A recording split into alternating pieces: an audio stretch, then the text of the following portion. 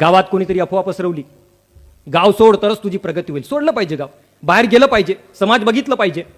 पण त्यानं जास्ती सिरियसली घेतलं की काय तर माहित नाही. गाव सोड तरच तुझी प्रगती होईल. मग काय गाव सोडण्याच्या नादात काही लोक पुण्यात गेले, काही लोक पिण्यात गेले आणि काही लोक गायच्या चुन्यात गेलो. पण जे शहरात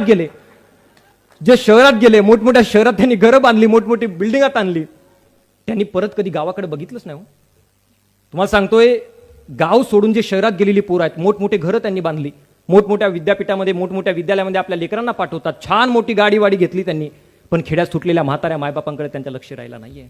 तुम्हाला माहित आहे, शहरात राहणाऱ्या पोरांना आपल्या म्हाताऱ्या मायबापांची, खेड्यातल्या मायबापांची आठवण कधी येते? तर सुनबाईची डिलिव्हरी झाली की नातवांना सांभाळायला कोणी नाही म्हणून खेड्यातल्या मायबापांची आठवण केली जाते. तरी माझी म्हातारी माय मोठ्या गुन्ह्या गोविंदानं आनंदाने निघून जाते की याच बहाण्यानं, याच निमित्तानं माझ्या नातवाचं तोंड तरी पाहायला मिळणार. ही वस्तुस्थिती आहे आपल्या समाजाची.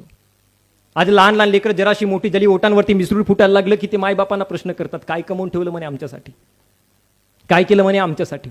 मी इकडे सांगली जिल्ह्यामध्ये होतो, कार्यक्रमाच्या निमित्तानं बस स्टँडला बसून होतो. ते असतात ना हात पाहणारे ज्योतिषी. आता मी तर काही कुठं हात दाखवत नाही.